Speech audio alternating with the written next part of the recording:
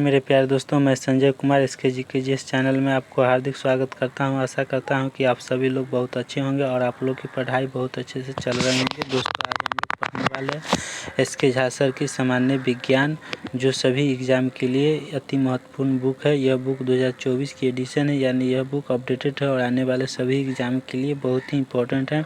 आज हम बुक की 14वां पार्ट को पढ़ेंगे, जिसमें हम इस बुक में दिए गए बहुत सारे इम्पोर्टेंट टॉपिक को डिस्कस करेंगे और साथ ही प्रीवियस क्वेश्चन को भी डिस्कस पढ़ेंगे। यह सभी टॉपिक और क्वेश्चन बैंक आपको आने वाले सभी एग्ज़ाम के लिए बहुत ही इम्पोर्टेंट है, इसलिए इसको हम लोग आज बहुत अच्छे से कंप्लीट करेंगे। इसलिए वीडियो लॉन्ग बनेंगे, तो आप लोग घबराइएगा नहीं, पेशेंस के साथ बने रहिएगा। एक बात और कहना चाहता हूं दोस्तों, मेरे कहना आप मानते हैं तो मैं कहूँगा कि आपको कोई भी एग्ज़ाम है तो इस बुक को इस शुरू से अंत तक ज़रूर से ज़रूर पढ़ कर जाइएगा। चलिए मेरे प्यारे दोस्तों, स्टार्ट करता हूँ। तो आज का क्लास क्या है? ऑब्जेक्टिव क्वेश्चन है। 14वां पार्ट को ऑब्जेक्टिव क्वेश्चन है। तो 14वां पार्ट अगर सब्जेक्टिव नहीं देखें तो प्यारे दोस्तों, आप जाके इस चैनल पे 14वां पार्ट को सब्जेक्टिव क्वेश्चन लगा लीजिए, तभी जाकर ऑब्जेक्टिव लगाइएगा, तभी आप लोगों को क्या होगा, फ़ायदा होगा। तो सब्जेक्टिव पढ़ के तो ही ऑब्जेक्टिव लगाइएगा, ताकि आप लोग को ज़्यादा बेनिफिट होगा। अब अगर सब्जेक्टिव नहीं पढ़िएगा, ऑब्जेक्टिव डायरेक्ट मारिएगा तो बाउंस करेगा। तो सब्जेक्टिव पढ़ लीजिए, पूरा इसका सब्जेक्टिव पढ़ा दिया गया है, उसके बाद ही ऑब्जेक्टिव पढ़ाया जा रहा है। तो चलिए मेरे प्यारे दोस्तों, ऑब्जेक्टिव स्टार्ट करते हैं। क्या ऑब्जेक्टिव क्वेश्चन है ना? तो यहाँ से स्टार्ट करते हैं। तो पहला ऑब्जेक्टिव क्वेश्चन क्या है, चलिए स्टार्ट कर रहे हैं।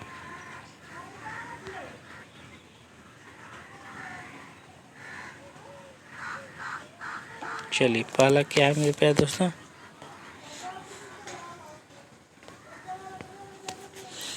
पहला क्या है?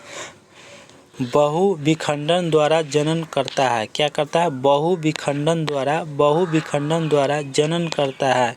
कौन? खमीर, प्लाज्मोडियम, प्लेनेरियम और आइजोपस। कौन करता है? तो बी, प्लाज्मोडियम करता है।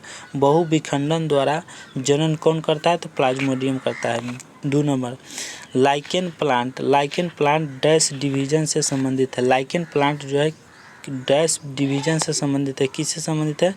तो ब्रायोफाइटा से और थाइलोफाइटा से, टेरिडोफाइटा से, अनावृत बीजी से। तो कौन आंसर हो जाएगा? बी हो जाएगा, थाइलोफाइटा से। किससे? थाइलोफाइटा से। नेक्स्ट क्वेश्चन 3 नंबर, जिन पौधों में स्पष्ट विभेदित शरीर रूपरेखा नहीं होता है, वे डैश समूह में आते हैं।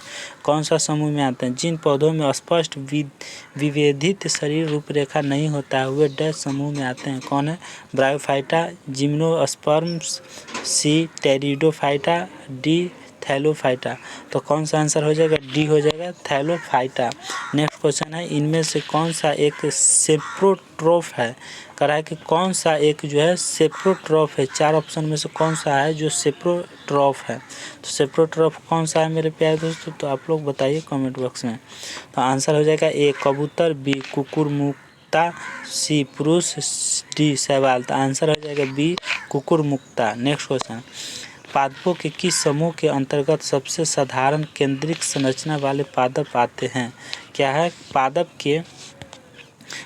के किस समूह के अंतर्गत सबसे साधारण केंद्रिका संरचना, क्या केंद्रिक संरचना वाले पादप आते हैं?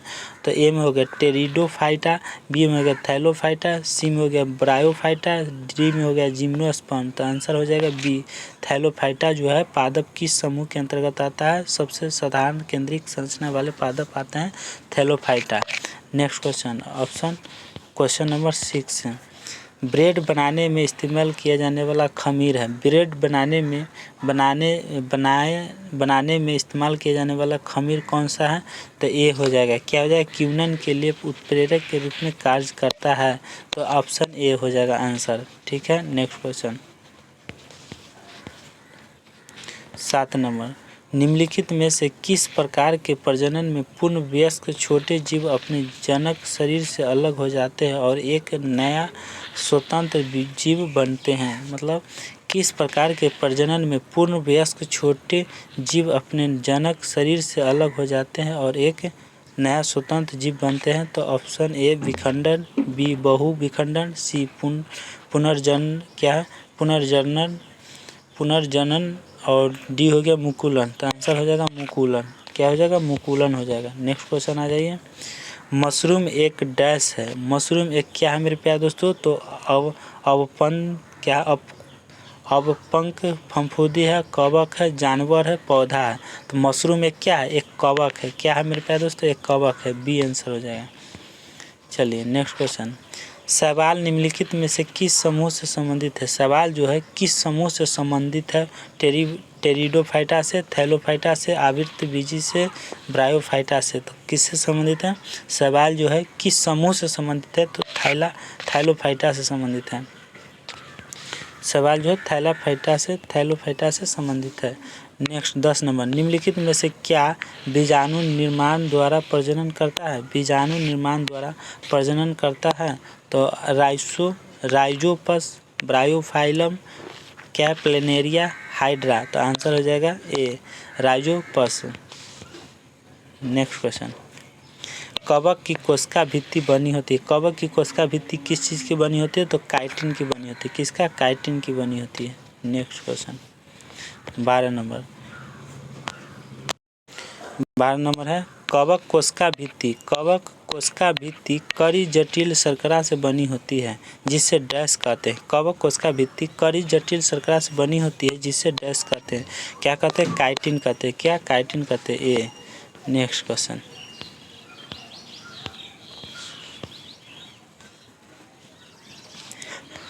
नेक्स्ट क्वेश्चन है 13 नंबर में। डैश में असमान अनुपात, क्या असमान अनुजात कोशिकाओं का उत्पादन होता है। क्या, अनुजात कोशिकाओं का उत्पादन होता है। तो किसका होता है, बीजाणुगण, क्या है, बीजाणुजनन। और बी में हो गया विभाजन, क्या विभाजन। सी में हो गया मुकुलन, डी हो गया विखंडन। तो कौन सा आंसर हो जाएगा, मुकुलन हो जाएगा। सी है ना, बंडिंग। मुकुलन आंसर हो जाएगा सी।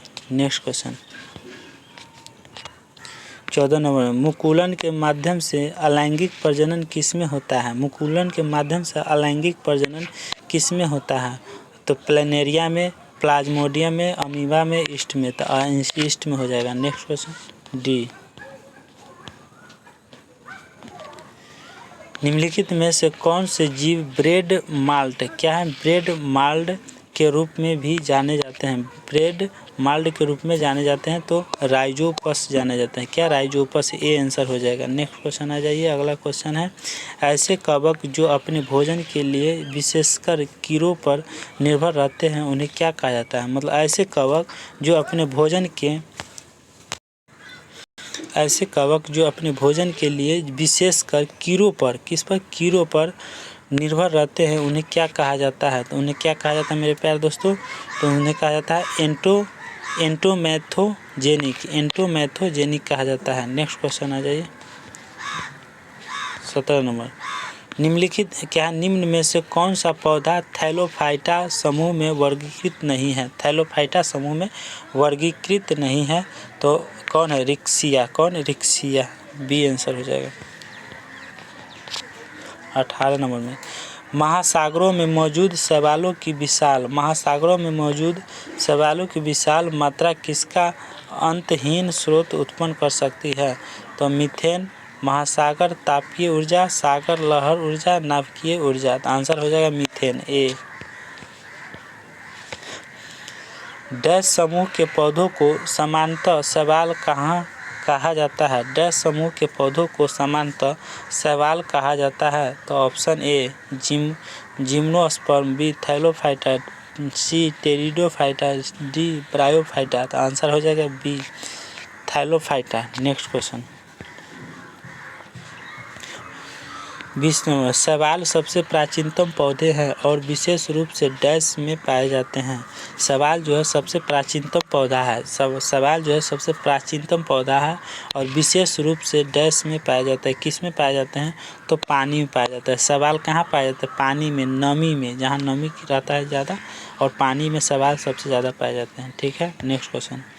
निम्नलिखित में से कौन सा एक कोशिकीय हरित शैवाल है। क्या एक कोशिकीय हरित शैवाल है, तो कौन है, कारा इलोथ्रिक्स, स्पाइरोगाइरा और क्लेमाइडोमोनस। तो आंसर हो जाएगा D Chlamydomonas. Next question 22 number, पादप जगत के उभयचर कहलाते हैं डैश पादप जगत के उभयचर कहलाते हैं क्या? ब्रायोफाइटा कहलाते हैं। A answer. Next question 23 number, निम्नलिखित में से कौन सा एक ब्रायोफाइटा नहीं है? कौन सा एक जो है ब्रायोफाइटा नहीं है? मार्केंसिया है, रिक्सिया है, फ्यूनेरिया है, कारा नहीं है। क्या निम्नलिखित में कौन सा एक ब्रायोफाइटा नहीं है? तो कारा। क्या? कारा नहीं है। नेक्स्ट क्वेश्चन,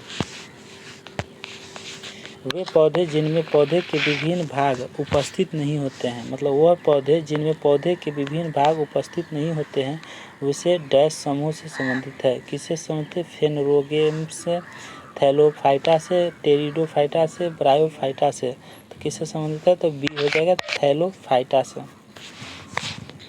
नेक्स्ट क्वेश्चन 24 हो गया। Next question 25 number, 25 number question पर आ जाइए। 25 नंबर, 25 में क्या है मेरे प्यारे दोस्तों कि निम्नलिखित में से कौन सा राइजोइड से क्या है? राइजोइड से के बराबर में गलत है। कौन सा? राइजोइड्स के बराबर में क्या गलत है? तो हो जाएगा आंसर, इनकी संरचना और कार्य संवहनी भूपादप के मूल रोम के समान होती है। ये ब्रायोफाइटस की निचली बाह्य त्वचा की कोशिकाओं से बढ़ने वाले उभर होते हैं। इनमें पूर्ण विकसित तना, जड़ और पत्तियां होते हैं। वे विभिन्न ऊतकों से बनी बहुकोशिकीय संरचना होती है। तो कौन सा आंसर हो जाएगा? तो सी हो जाएगा, इनमें पूर्ण विकसित तना, जड़ और पत्तियां होते हैं। तो सी आंसर हो जाएगा 25 का। नेक्स्ट, इनमें से कौन सा गैर संवहनी पौधा है? गैर संवहनी पौधा है तो कारा है। क्या? कारा जो है गैर संवहनी पौधा है। एक पादप समूह जिनके पौधे में जड़, तना और पत्तियां नहीं होती है। एक पादप समूह जिनके पौधे में जड़, तना और पत्तियां नहीं होती है उसे क्या कहा जाता है? तो राइजोइक कहा जाता है। क्या? राइजोइक कैप्सूल थैलस ब्रायोफाइटा। तो हो जाएगा ब्रायोफाइटा कहा जाता है। ब्रायोफाइटा में जड़, तना, पत्तियां नहीं होता है ब्रायोफाइटा में। नेक्स्ट क्वेश्चन,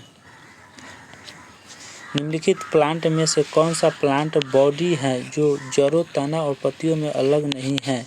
तो कौन हो जाएगा? एस्पाइरोगाइरा, है ना। कहा है निम्नलिखित प्लांट में से कौन सा प्लांट जो है बॉडी है जो जड़ों, तनों और पत्तियों से में अलग नहीं है? तो एस्पाइरोगाइरा। 29 में है कि एम्फीबियन, क्या है? एम्फीबियन पौधों को निम्नलिखित में से किस समूह में रखा गया है? तो किस समूह में रखा? टेरिडोफाइटा में रखा गया है ना। जिम्नोस्पर्म में, ब्रायोफाइटा, थैलोफाइटा। आंसर हो जाएगा ब्रायोफाइटा, सी। 30 में क्या है? रिक्सिया निम्न में से किस श्रेणी के अंतर्गत आता है? रिक्सिया जो है निम्नलिखित किस श्रेणी के अंतर्गत आता है? तो ब्रायोफाइटा के अंतर्गत आता है। ए आंसर हो जाएगा। नेक्स्ट क्वेश्चन आ जाइए। नेक्स्ट क्वेश्चन है क्या है? राइजोइड के लिए निम्नलिखित में से कौन सा सही है? तो इनमें से पूर्ण विकसित तना, जड़ और पत्तियां होती है। यह विभिन्न ऊतकों में बनी बहुकोशिकीय संरचना होती है। सी, पौधों की सहायता से यह अर्धस्वर जुड़ जाते हैं। डी, इनमें सामान्य तौर पर एक केंद्रीय बिंब और 5 भुजाएं होती है। तो आंसर हो जाएगा सी। क्या हो जाएगा? पौधों की सहायता से यह आधा स्तर से जुड़ जाते हैं। आधा स्तर से जुड़ जाते हैं। तो सी आंसर हो जाएगा। नेक्स्ट क्वेश्चन,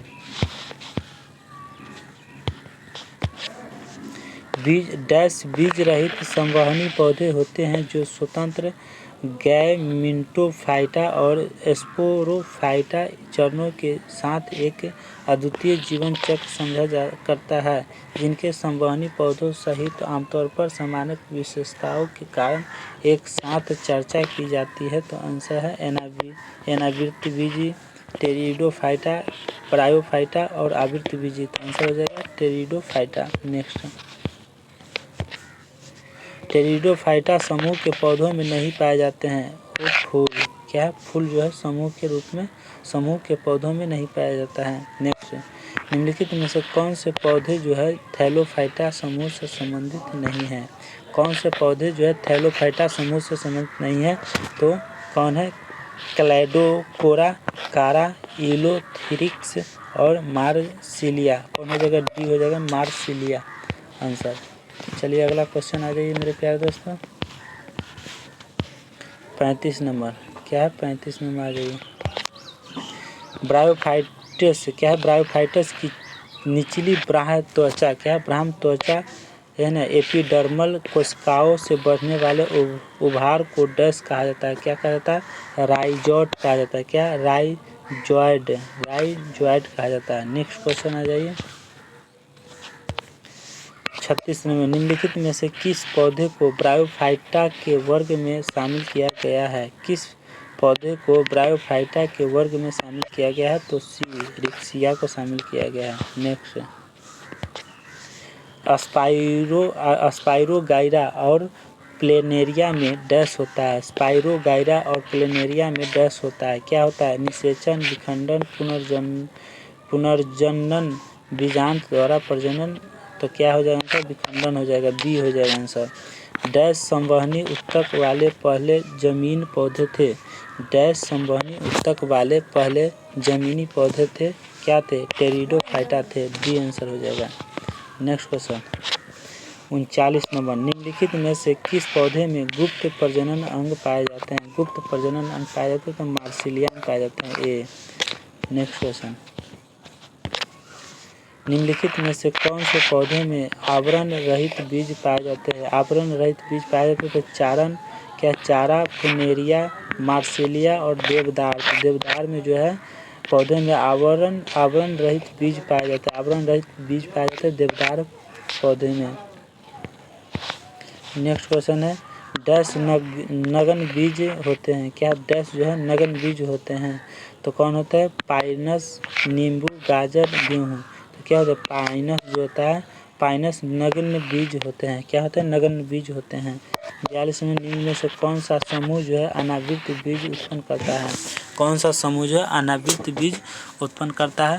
तो ऑप्शन ए में होगा थाइलोफाइटा, बी ब्रायोफाइटा, सी आवृत बीज और डी अनावृत बीज। तो आंसर हो जाएगा डी, अनावृत बीजी। नेक्स्ट क्वेश्चन 43 में अनावृत या नग्न बीज डैश में निर्मित होते हैं? किस में? अनावृत बीजी में। नेक्स्ट क्वेश्चन अगला है, निम्न में से कौन सा समूह अनावृत बीज उत्पन्न करता है? कौन सा समूह जो है अनावृत बीज उत्पन्न करता है? तो थैलोफाइटा, ब्रायोफाइटा, आवृत बीज और अनावृत। तो आंसर हो जाएगा अनावृत बीज जो है क्या करता है? समूह अनावृत बीज उत्पन्न करता है। नेक्स्ट क्वेश्चन, टेरिडोफाइटा डैश होते हैं। टेरिडोफाइटा क्या होता है? नॉन पेनिट्रेशन के बीज और बीज रहित संवहनी पौधे, बीज संवहनी पौधे, संतति के बीज। आंसर हो जाएगा बी, बीज रहित संवहनी पौधे होते हैं। नेक्स्ट क्वेश्चन अगला क्वेश्चन है 46 नंबर। 46 में निम्नलिखित में से किसमें पौधे के शरीर को जड़ों, तने और पत्तियों में विभेदित किया जाता है? निम्नलिखित में से किसमें पौधे के शरीर को जड़ों, तने और पत्तियों में विभेदित किया जाता है? तो किसमें किया जाता है? तो बी, मार्सिलिया में, मार्सिलिया में किया जाता है। नेक्स्ट क्वेश्चन 47 में आ जाइए, निम्नलिखित में से कौन सा पौधा थैलोफाइटा समूह से संबंधित नहीं है? किस में नहीं है मेरे प्यारे दोस्तों? तो कौन सा पौधा जो है थैलोफाइटा समूह से संबंधित नहीं है? तो मार्सिलिया। कौन? मार्सिलिया, डी आंसर हो जाएगा। कौन हो जाएगा? डी हो जाएगा। नेक्स्ट क्वेश्चन 48 में आ जाइए। तो अगला क्वेश्चन क्या है मेरे प्यारे दोस्तों? 48 नंबर, अनावृत या नग्न बीज। अनावृत या नग्न बीज डैश में निर्मित होते हैं? किस में बीज होते हैं? तो ऑप्शन ए आंसर हो जाएगा अनावृत बीज में। अनावृत बीजी में क्या होता है? निर्मित होते हैं। नेक्स्ट क्वेश्चन है 49 नंबर, किसमें वेसल्स प्रमुख जल संवाहक कोशिकाएं हैं? किसमें वेसल्स प्रमुख जल संवाहक कोशिका है? तो नेक्स्ट आंसर हो जाएगा option A bryophyta, B thallophyta, C कवक, डी एंजियोस्पर्म्स। तो किस में हो जाएगा? एंजियोस्पर्म में हो जाएगा। आंसर डी आंसर हो जाएगा। नेक्स्ट क्वेश्चन जाइए 50 नंबर में। 50 में क्या हो जाएगा? परागण। क्या? परागण डैश समूह के पौधों की एक विशेषता है? तो टेरिडोफाइटा, प्रानिसेचन और एंजियोस्पर्म और ब्रायोफाइटा। तो आंसर हो जाएगा एंजियोस्पर्म। परागण डैश समूह के पौधों की एक विशेषता है, तो एंजियोस्पर्म की विशेषता है। नेक्स्ट क्वेश्चन 51 निम्नलिखित में से कौन से पादप समूह में परागण होता है? कौन से पादप समूह में परागण होता है? ब्रायोफाइटा में, टेरिडोफाइटा में, थैलोफाइटा में, आवृतबीजी में। तो आंसर हो जाएगा आवृतबीजी में, डी हो जाएगा। नेक्स्ट क्वेश्चन पर आ जाइए। 52 नंबर में एंजियोस्पर्म के प्रजनन भाग एंजियोस्पर्म के प्रजनन भाग डैश में स्थित होता है? किस में स्थित होते हैं? पुष्प में, पत्तियों में, जड़ में, तना में। तो एंजियोस्पर्म के प्रजनन भाग जो है पुष्प में क्या होता है? स्थित होता है, पुष्प में स्थित होता है। नेक्स्ट क्वेश्चन आ जाइए। नेक्स्ट क्वेश्चन है द्विनिषेचन डैश का गुण है? द्विनिषेचन जो है अनावृतबीजी, ब्रायोफाइटा, आवृतबीजी और एकबीजी। तो द्विनिषेचन जो है आवृतबीजी का गुण है, आवृतबीजी का गुण है। नेक्स्ट क्वेश्चन आ जाइए। अनावृतबीजी जो है जिम्नोस्पर्म को आमतौर पर डैश प्रकार के बीजों के रूप में जाना जाता है क्योंकि उनमें फूल नहीं लगते हैं और उनके बीज एक विशेष अंडाशय में निहित होने के बजाय पौधों की प्रजनन संरचनाओं की सतह पर विकसित होते हैं। तो क्या आंसर हो जाएगा? ए में अनावृत, बी में सही ट्रेट और बी, सी में है गैर गतिशील पर युग्मक और डी में होगा पंखों वाले। तो आंसर हो जाएगा अनावृत। क्या हो जाएगा? ए हो जाएगा, अनावृत हो जाएगा आंसर। नेक्स्ट क्वेश्चन आ जाइए। 55 में है निम्न में से कौन जिम्नोस्पर्म है? कह रहा है कौन है जो जिम्नोस्पर्म है? तो ऑप्शन ए काई, बी चीर, सी आम, डी फर्न। आंसर हो जाएगा बी, चीर हो जाएगा। क्या हो जाएगा? चीर हो जाएगा। नेक्स्ट क्वेश्चन है 56 नंबर में है कि अच्छी तरह से विभेदित प्रजनन ऊतकों के साथ पौधों जो अंततः बीज बनाते हैं वह क्या कहलाते हैं? तो फैनरोग कहलाते हैं। क्या? सी फैनरोगम कहलाते हैं, फैनरोगम। नेक्स्ट क्वेश्चन आ जाइए। 57 नंबर में आ जाइए कि वे आवृतबीजी पौधे जिनके बीजों में 2 बीज पत्र होते हैं उन्हें क्या कहा जाता है? 2 बीज पत्र होते हैं उसको क्या कहा जाता है? तो द्विबीजपत्री पौधे कहलाते हैं। क्या? डी हो जाएगा, द्विबीजपत्री कहलाते हैं, डी हो जाएगा। नेक्स्ट क्वेश्चन है 58 नंबर में कि डैश बीजपत्री पौधा है? डैश बीजपत्री पौधा है? क्या होगा? शकरकंद तथा बेल का। द्विबीजपत्री पौधा क्या? शकरकंद तथा बेल का होता है। सी 59 में है कि एक बीजपत्री मोनोकाट पौधा है। मोनोकाट पौधा क्या? लहसुन है। गुलाब, डेजी, गाजर ये सब नहीं है, ये जो है लहसुन हो जाएगा। नेक्स्ट क्वेश्चन है मेरे प्यारे दोस्त 60 नंबर में कि जड़ों की कोशिकाओं में लंबे रोमों जैसे भाग को क्या कहते हैं? क्या कहते हैं मेरे? Root nails, root hair, root villi, root tracheids. तो आंसर हो जाएगा बी, रूट हेयर कहते हैं। नेक्स्ट क्वेश्चन मेरे प्यारे दोस्तों, अगर आप लोगों को अच्छा लग रहा है वीडियो तो प्लीज़ दोस्तों इस वीडियो को लाइक और शेयर ज़रूर करें। और इस चैनल पर अगर आप लोग नए हैं और अभी तक आप लोग इस चैनल को सब्सक्राइब नहीं किए तो प्लीज़ दोस्तों इस चैनल को सब्सक्राइब करके बेल आइकन घंटे को दबा कर ऑल कर दीजिए ताकि आपके पास पर डे नोटिफिकेशन सबसे पहले पहुँच सके। तो चलिए मेरे प्यारे दोस्तों क्वेश्चन नंबर 61। आवृतबीजी एंजियोस्पर्मिक पौधों की पत्तियों में डैश प्रकार की शिरा रचना वेनेसन होती है?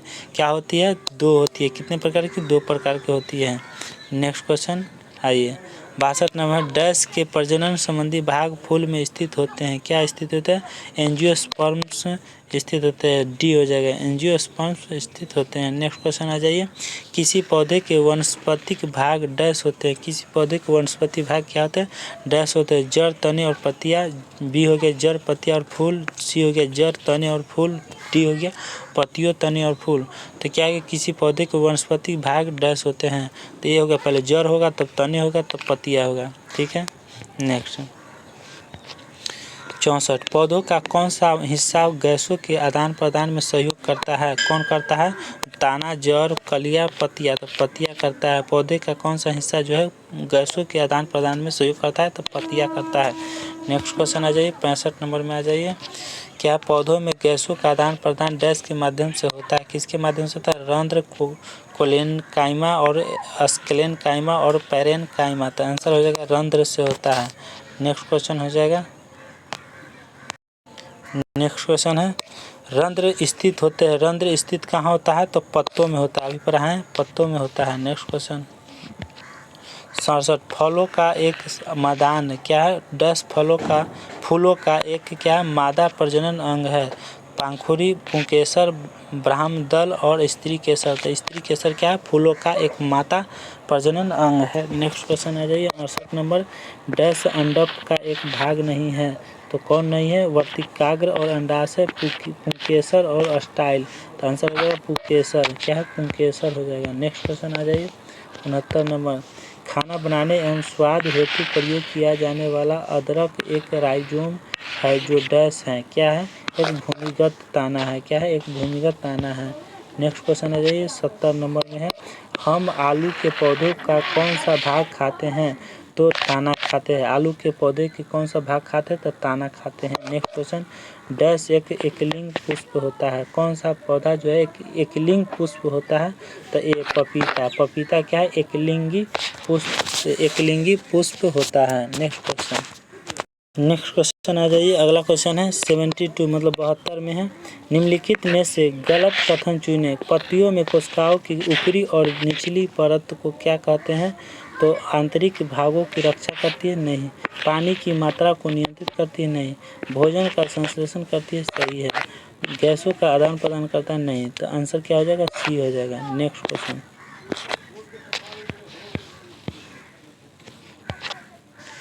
डैश एक पुंकेसर के भाग है। क्या है? पुंकेसर के भाग है। कौन है? डैश एक उभयलिंगी पुष्प होता है। उभयलिंगी क्या पुष्प होता है? पपीता, नारियल, सरसों, तरबूजा। तो सरसों जो है उभयलिंगी क्या है? पुष्प होती है। उभयलिंगी पुष्प सरसों को कहा जाता है। नेक्स्ट क्वेश्चन है। फूलों के नर प्रजनन भागों को डैश कहा जाता है। फूलों के नर प्रजनन भागों को डैश कहा जाता है। क्या कहा जाता है?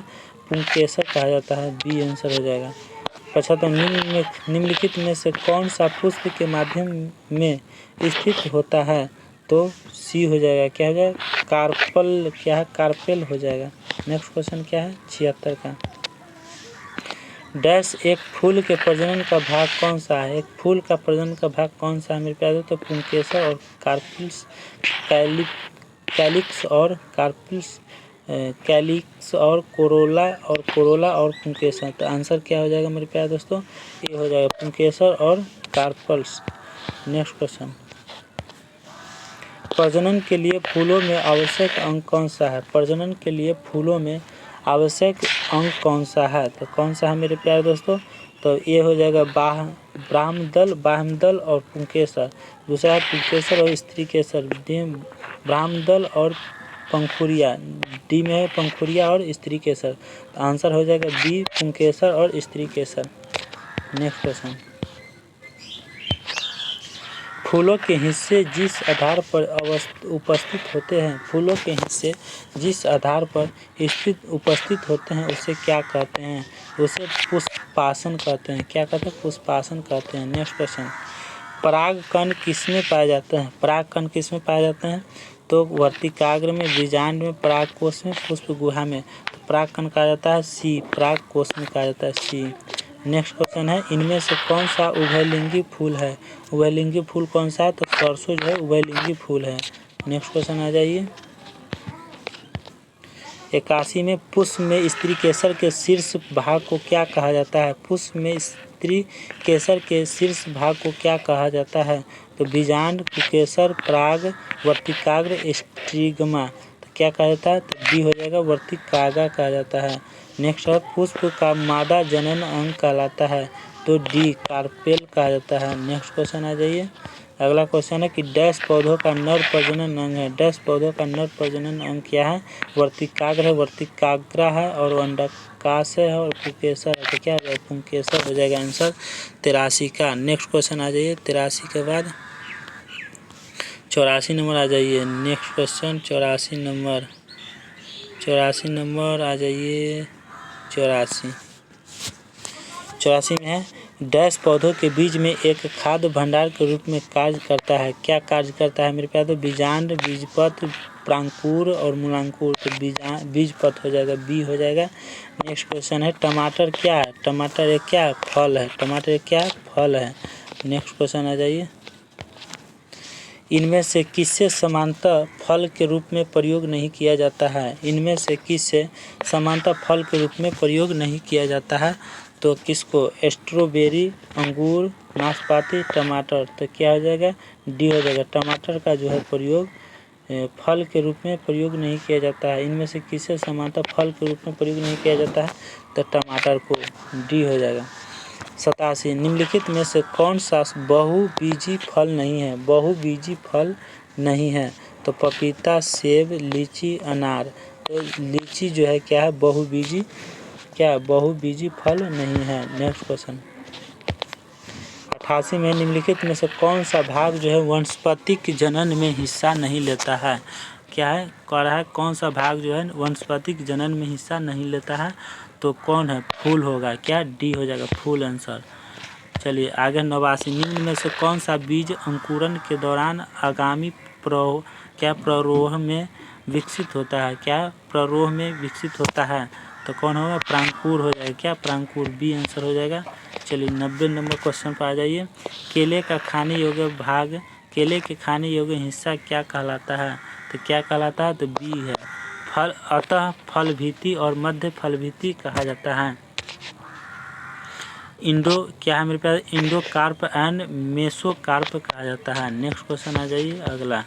क्या है 91 नंबर में निम्नलिखित में से कौन सा अपने जीवन काल में केवल एक बार ही फूल और फल देता है, तो डी, केला। क्या है, कौन सा पौधा जो है अपने जीवन काल में एक बार ही फूल और फल देता है, तो केला देता है, डी आंसर हो जाएगा। नेक्स्ट क्वेश्चन आ जाइए मेरे प्यारे दोस्तों।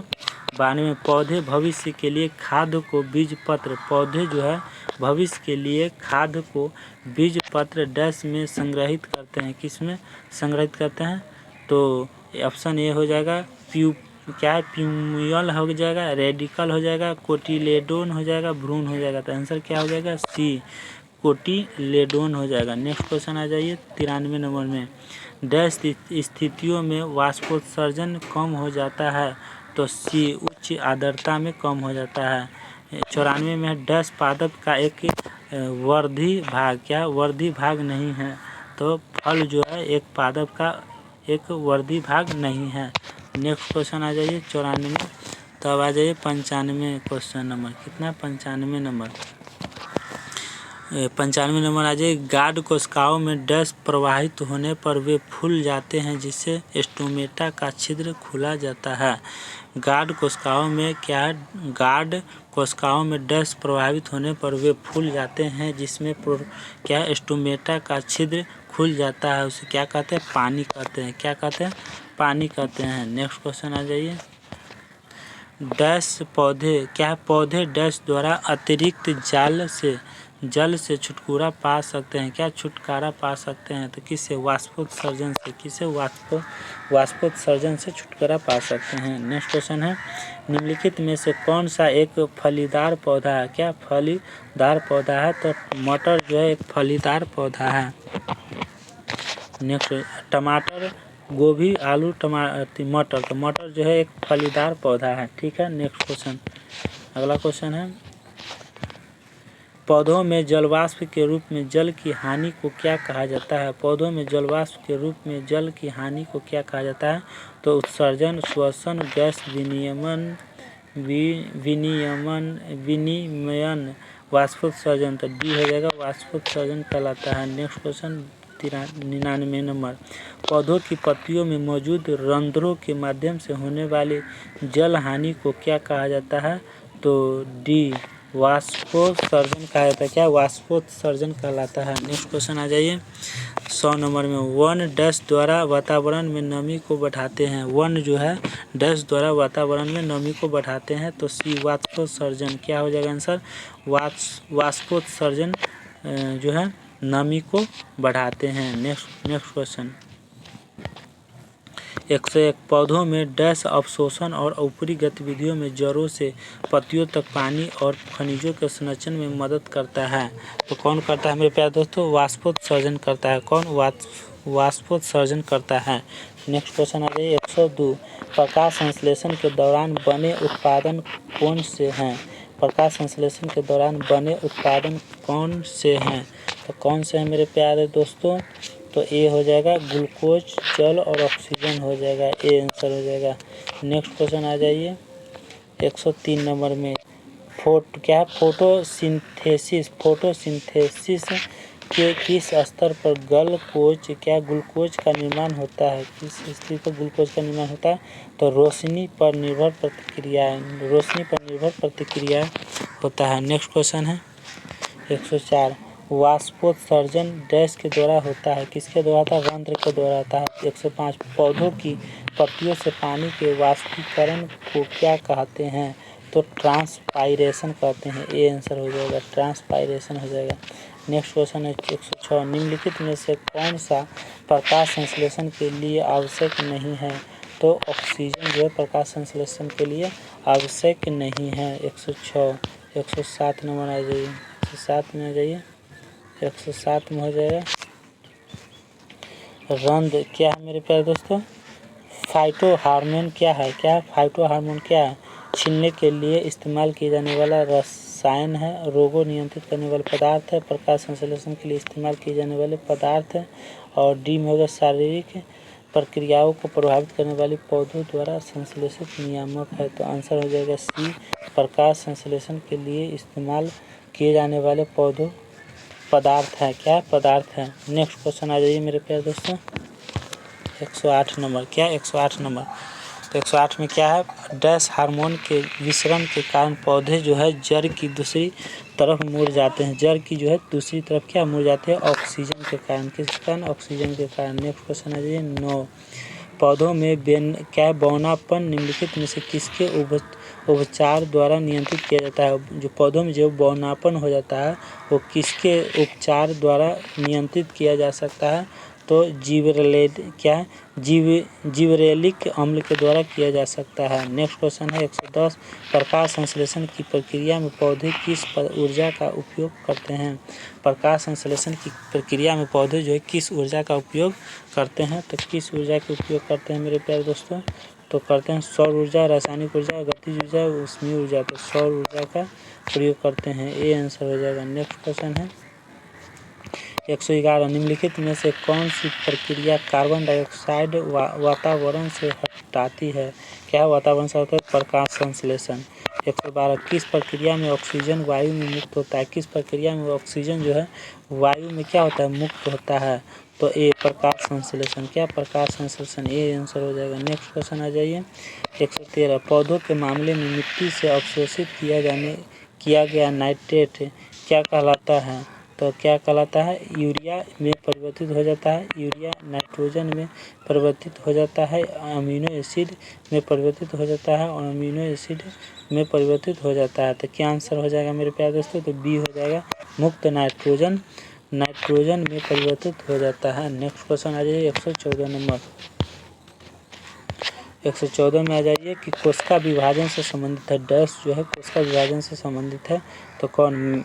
मैलेक क्या है? मैलेक हाइड्राइज और जिबरेलिन और ऑक्सीजन और साइटोकाइनिन। तो आंसर हो जाएगा साइटोकाइनिन जो है कोशिका विभाजन से संबंधित है। नेक्स्ट क्वेश्चन आ जाइए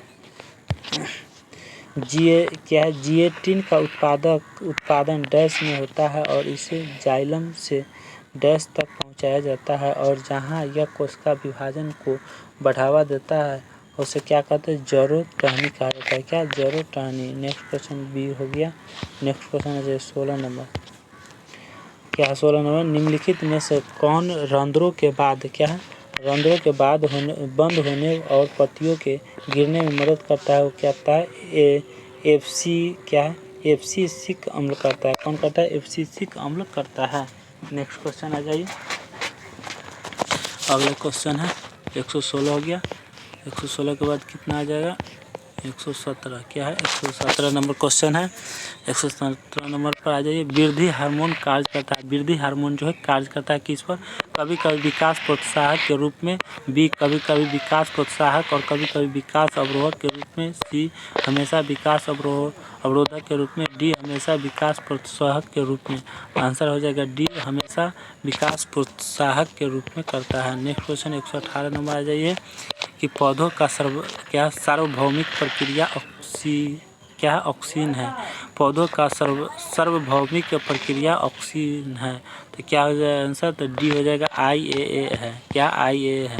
नेक्स्ट क्वेश्चन आ जाइए क्या है, निम्नलिखित में से कौन सा जानवरों में पाया जाने वाला हार्मोन नहीं है, कौन सा जो है हार्मोन जानवर में नहीं पाया जाता है, तो बी ऑक्सीजन। ऑक्सीजन जो जानवरों में नहीं पाया जाता है। नेक्स्ट क्वेश्चन, अगला क्वेश्चन है कि निम्न में से कौन सा पादप हार्मोन वृद्धि रोकता है, कौन सा पादप जो है हार्मोन वृद्धि रोकता है, तो एब्सिसिक अम्ल। कौन, और एब्सिसिक अम्ल जो है क्या कहता है, हार्मोन को रोकता है। नेक्स्ट क्वेश्चन आ जाइए 121, पौधों में कोशिका भित्ति और कोशिका विभेदीकरण को बढ़ावा देता है, कौन देता है, तो साइटोकिनेसिस देता है, साइटोकिनेसिस देता है। नेक्स्ट क्वेश्चन आ जाइए 122 नंबर क्वेश्चन है कि पौधों में स्रावित होने वाले वह हार्मोन जिसके कारण उसका ताना सूरज की रोशनी की ओर झुकता है और कहलाता है, क्या कहलाता है, डी ऑक्सीजन कहलाता है। क्या कहलाता है, ऑक्सीजन कहलाता है। नेक्स्ट क्वेश्चन, पादप हार्मोन नहीं है, पादप हार्मोन क्या नहीं है, तो एड्रीनेलिन है, एड्रीनेलिन जो है पादप हार्मोन नहीं है। नेक्स्ट क्वेश्चन है, अनुवर्तन अधिकांशतः दर्शाता है, अनुवर्तन अधिकांशतः दर्शाता है किसी पौधे का दिशात्मक विकास, किसी पौधे का दिशात्मक विकास के लिए दर्शाता है। नेक्स्ट क्वेश्चन है मेरे प्यारे दोस्तों, पौधों में साइटोकाइनिन डैश होता है, पौधों में जो है साइटोकाइनिन जो है डैश होता है, क्या होता है, कोशिका विभाजन में सहायक होता है, आंसर ए हो जाएगा। नेक्स्ट क्वेश्चन है 126 नंबर में आ जाइए कि डैश कोशिका विभाजन को बढ़ावा देता है, डैश कोशिका विभाजन को क्या होता है, बढ़ावा देता है, किसके कारण, एब्सिसिक अम्ल और ऑक्सीजन और साइटोकाइनिन और जिबरेलिन। आंसर हो जाएगा सी हो जाएगा, साइटोकाइनिन के। नेक्स्ट क्वेश्चन क्या हो जाएगा, फोटोट्रोपिज्म, क्या फोटोट्रोपिज्म का क्या अर्थ है, तो ये हो गया पौधों की प्रकाश की दिशा में बढ़ाना, क्या है, पौधों के प्रकाश की दिशा में बढ़ाना, उसे क्या कहा जाता है, तो क्या है, फोटोट्रोपिज्म कहा जाता है। नेक्स्ट क्वेश्चन,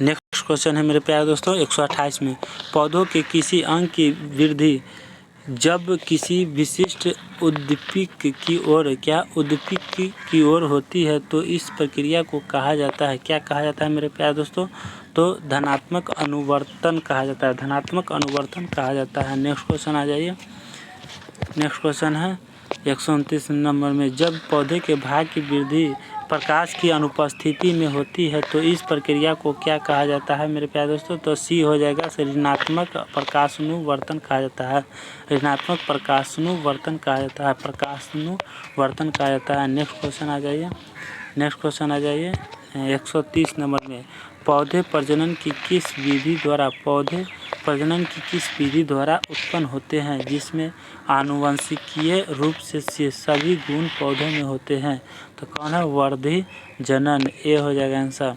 131, तने के जरिए डैश फैलता है, तने के जरिए क्या फैलता है, क्या फैलता है, तो गुलाब फैलता है, क्या गुलाब फैलता है। नेक्स्ट क्वेश्चन, अगला क्वेश्चन क्या है 132 नंबर में, निम्नलिखित में से कौन जो है बढ़ते भ्रूण के लिए पोषक उत्तक का कार्य करता है, कौन जो है बढ़ते भ्रूण के लिए पोषक उत्तक का कार्य करता है, तो सी एंडोस्पर्म करता है, कौन करता है, एंडोस्पर्म करता है। नेक्स्ट क्वेश्चन आ जाइए 133, एक प्रकार के अलैंगिक प्रजनन को पहचाने जिसमें जड़, तने और पत्तियों जैसे पौधों के कुछ हिस्से के माध्यम से प्रजनन शामिल है, तो क्या कहलाएंगे, तो वनस्पति प्रजनन कहलाएंगे, क्या वनस्पति प्रजनन कहलाएंगे। नेक्स्ट क्वेश्चन आ जाइए, निम्नलिखित में से किस पौधे की सिराएं पर कलिकाएं क्या प्रवर्धित करता है, क्या प्रवर्धित करता है, तो ब्रायोफाइलम कहलाता है, क्या ब्रायोफाइलम कहलाता है। नेक्स्ट क्वेश्चन 135 नंबर में आ जाइए 135 में कि एक पौधे में इनमें से क्या एक जीव बीज में परिवर्तित होता है, क्या एक पौधे में इनमें से क्या एक चीज़ जो है बीज में परिवर्तित होता है, तो आंसर हो जाएगा बीजांड, बीजांड जो है बीज में परिवर्तित होता है। नेक्स्ट क्वेश्चन है कि पार्थेनोकॉर्पी को किसके रूप में परिभाषित किया गया है, तो निषेचन के जड़ों के विकास, निषेचन के साथ फलों के विकास, निषेचन के बिना जड़ों के विकास, निषेचन के बिना फलों के विकास, तो आंसर हो जाएगा डी, निषेचन के बिना फलों का विकास भी होता है।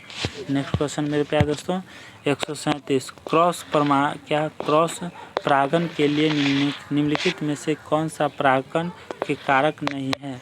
तो कौन सा नहीं है? पौधा। आंसर क्या हो जाएगा? डी हो जाएगा। तो मेरे प्यारे दोस्तों अगला है 138 नंबर। क्या है मेरे प्यारे दोस्तों? 138 पर आ जाइए। 138 में है कि पौधों का कौन सा हिस्सा रतन, क्या है? पौधों का कौन सा हिस्सा जो है रतन जो है घास में अलैंगिक रूप से प्रजनन करने के लिए विशेषीकृत होता है?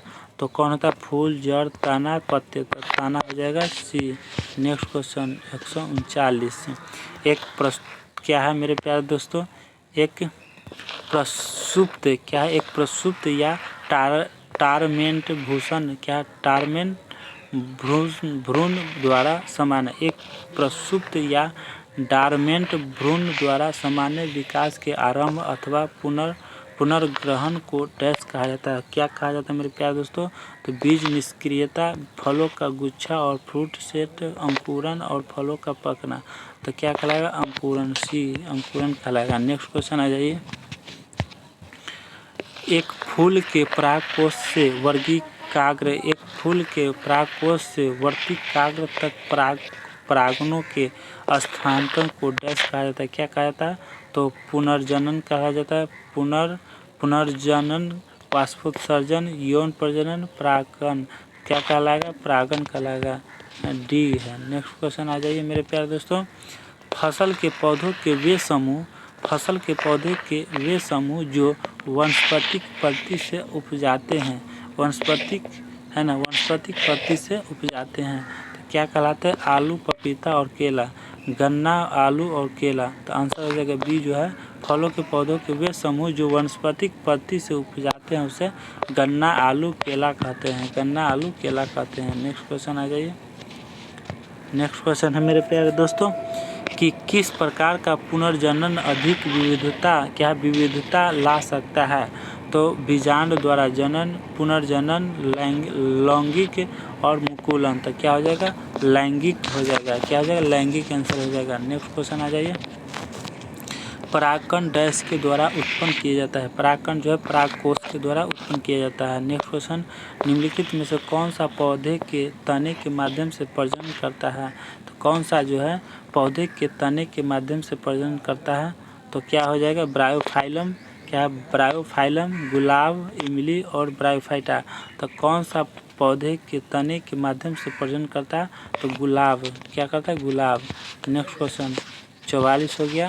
आ जाइए 45। क्या हो जाएगा? 45 पर आ जाइए। 45 अब लगभग आयल है। आप लोग बने रहिए इस चैनल पर, आप लोग अभी जाइएगा नहीं। 145 निम्न में से क्या अंडप उपस्थित होता है? क्या होता है? अंडप उपस्थित होता है। तो परागकण, बीजांड, पंखुड़ी, भ्रामदल। तो क्या हो जाएगा? बीजांड में पाया जाता है। नेक्स्ट क्वेश्चन आ जाइए। निम्नलिखित में से कौन सा अलैंगिक प्रजनन का एक प्रकार नहीं है? तो क्या नहीं है? मुकुलन, बाइनरी, फिर क्या है? बीजन, विखंड और परिनिषेचन। तो आंसर हो जाएगा परिनिषेचन, डी हो जाएगा। नेक्स्ट क्वेश्चन क्या हो जाएगा मेरे प्यारे दोस्तों? नेक्स्ट क्वेश्चन परागण है। परागण क्या है मेरे प्यारे दोस्तों? तो स्टिग्मा से परागकोश तक परागण का संचार होता है। पौधों में परागण का उत्पादन होता है। परागकोश से स्टिग्मा तक परागण का संचार होता है। बीजाणु में पराग ट्यूब का विकास होता है। तो आंसर क्या हो जाएगा? सी हो जाएगा। परागकोश से स्टिग्मा तक पराग का संचार होता है। नेक्स्ट क्वेश्चन आ जाइए।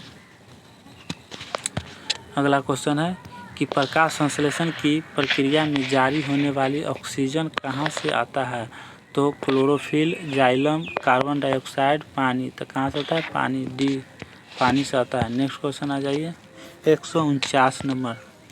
प्रकाश संश्लेषण की प्रक्रिया में मदद करने के लिए हरी पत्तियों में कौन सा पदार्थ मौजूद होता है? प्रकाश संश्लेषण की प्रक्रिया में मदद करने के लिए हरी पत्तियों में कौन सा पदार्थ जो होता है मौजूद होता है? रंध्र नहीं, सूर्य का प्रकाश नहीं, क्लोरोफॉर्म नहीं। तो क्या है? क्लोरोफिल होता है। ठीक है। नेक्स्ट क्वेश्चन 2 क्वेश्चन और लास्ट बच गया है। आप लोग बने रहिए इस चैनल पे। नेक्स्ट क्वेश्चन 150 150 है क्वेश्चन, 150 नंबर क्वेश्चन है।